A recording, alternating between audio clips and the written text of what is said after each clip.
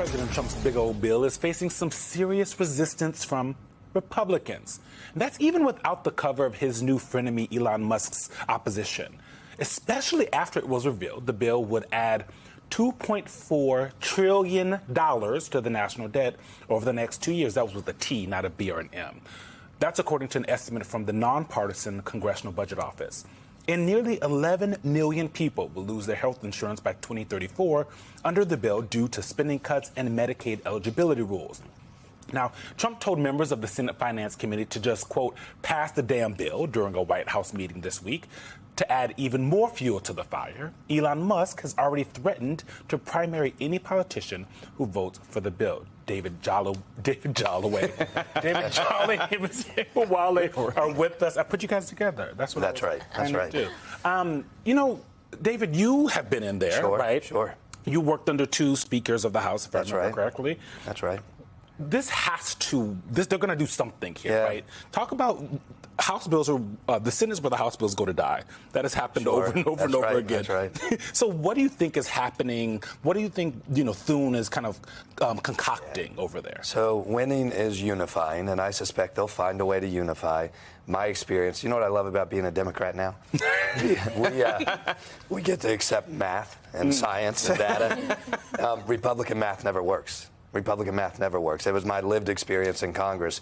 I would co-sponsor tax bills and actually vote against them because at the end of the day on the floor, the math never worked. They just kind of, they make it go away a little bit. And I think that's what we're seeing here. I think we're also seeing what we already know, which is the Republican Party is not a party of fiscal responsibility.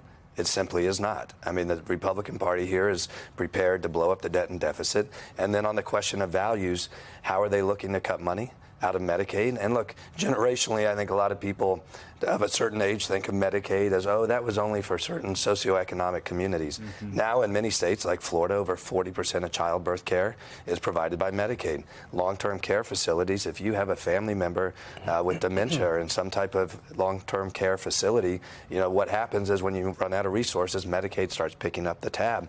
And the special needs community, unique abilities community, largely supported by Medicaid.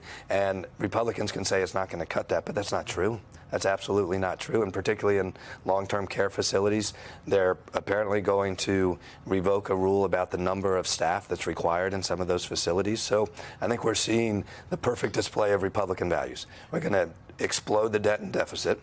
We're going to use math that doesn't work, and we're going to take away health care from people who need it. Look, go ahead and do it. It's wrong, but you're going to be in a lot of trouble next November if you do it. David, let me stick with you because I just wonder if you think that Musk coming out so vociferously against the quote big beautiful bill that'll have any impact on its passage in the Senate. Short question: Who are congressional Republicans more afraid of, President Trump or Elon Musk? I think House Republicans are more afraid of Elon Musk. I'm not sure Senate Republicans are as much. I mean, for whatever reason, right? Senators are just different. They all think they're president of the United States. They don't take threats pretty well. But House members are terrified. And if if there's a primary threat by Elon Musk, look, let's be honest, most seats, right, 90% of our seats are either gerrymandered or naturally gerrymandered for one party. So if you're a Republican and Elon Musk is going to drop $5 million into a primary against you, you'll lose. You'll lose.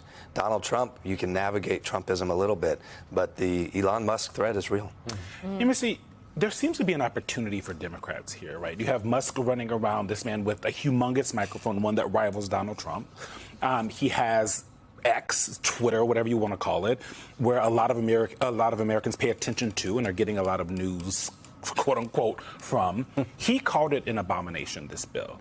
Is that an opportunity for Democrats to be like, yeah, it is an abomination. We disagree about why, but here's why we think it's an abomination, right? Does it give more attention to something that the Democrats were already trying to do? Yeah, and they should speak out as loud about it as Senators Rand Paul, Johnson, Hawley. I mean, Republican senators are being vocal about the fact that they are cautious and hesitant about the bill.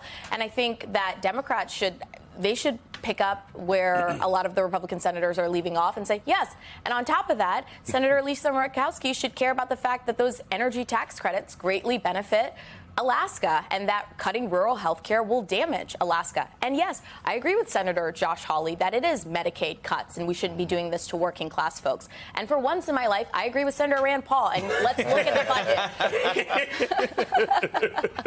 budget. There are so many. Senator Mike Lee talking about limited government. I mean, now is the time to put the pressure on them. Like you said, David, senators are just not as concerned about threats coming from a president because they've got a lot longer of time to deal with sitting in that seat.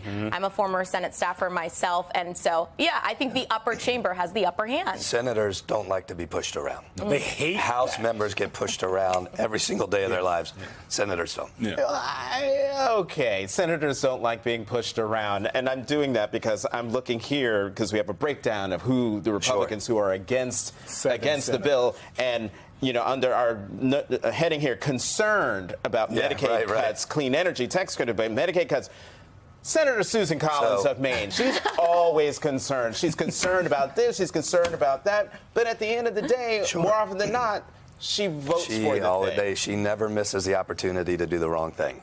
Look, so senators don't like, don't like to look like they are being pushed around, and some of them reach for political cover and language to try to make it look like that. I'm more curious about those who have drawn a red line on the debt and the deficit and the numbers. Does a Rand Paul ever move on this? Does a real fiscal hawk ever move on this? I don't know.